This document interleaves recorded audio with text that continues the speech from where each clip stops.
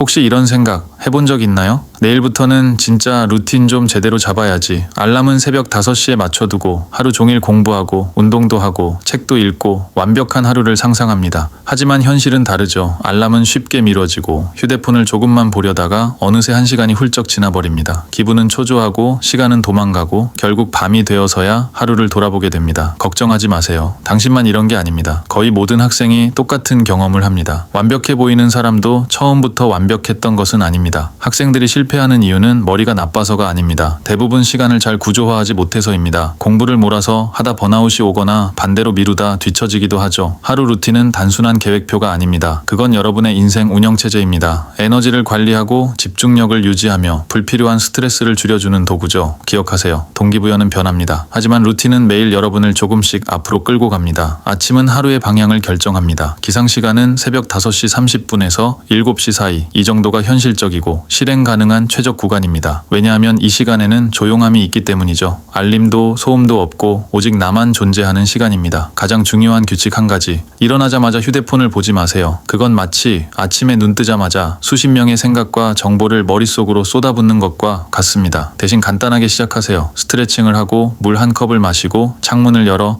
햇빛을 눈에 담으세요.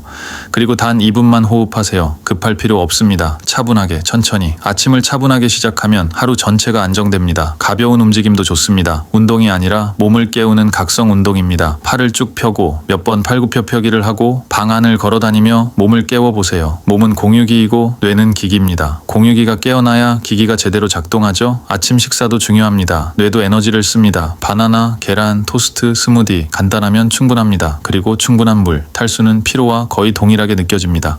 아침 공부 디버크의 시간입니다. 가장 어려운 과목을 먼저 하세요. 뇌가 가장 맑을 때 가장 힘든 일을 합니다. 수학 문제, 암기 과목, 코딩 연습. 이 시간의 1시간은 밤의 3시간과 맞먹습니다. 방법은 간단합니다. 50분 집중, 10분 휴식. 휴식 시간에도 휴대폰은 보지 마세요. 일어나서 움직이고 물 마시고 창밖을 바라보세요. 그게 진짜 휴식입니다. 오후 수업 시간. 여기서 대부분 학생은 앉아있는 사람이 됩니다. 하지만 수동적으로 듣는 것은 거의 남지 않습니다. 노트는 내 말로 정리하고 작은 질문이라도 던지고 수업 후 3분만 오늘 배운 내용을 요약하세요. 이 작은 습관이 복습 시간을 절반으로 줄입니다. 점심은 가볍게. 너무 기름진 음식은 집중력을 빼앗습니다. 식사 후 15분에서 20분 정도의 파워 낮잠이나 짧은 산책. 이 짧은 회복이 오후 에너지를 지켜줍니다. 오후는 집중력이 떨어지는 시간입니다. 가장 어려운 공부는 피하고 문제풀이, 복습, 정리, 과제처럼 손을 쓰는 공부를 하세요. 읽기보다 하는 것이 효율적입니다. 저녁에는 몸을 먼저 움직이세요. 20에서 30분 정도 걷기, 달리기, 스포츠, 춤 무엇이든 좋습니다. 운동은 기억력을 높이고 스트레스를 줄이며 수면의 질도 높여줍니다. 그 다음은 창의 시간. 공부 말고 내가 좋아하는 것. 그림, 글쓰기, 음악, 요리. 이 시간이 있어야 공부가 오래 갑니다. 잠들기 전 5분에서 10분 내일 할 일 3가지만 적어보세요. 완벽한 계획이 아니라 확실히 할 수 있는 것만. 잠들기 1시간 전에는 화면에서 벗어나세요. 수면은 사치가 아닙니다. 다음날 집중력의 핵심입니다. 완벽한 하루는 없습니다. 하지만 반복되는 구조는 만들 수 있습니다. 루틴은 여러분을 묶는 것이 아니라 자유롭게 만듭니다. 오늘 하루 작은 한 가지만 바꿔보세요. 그게 인생을 바꾸는 시작이 될 수 있습니다.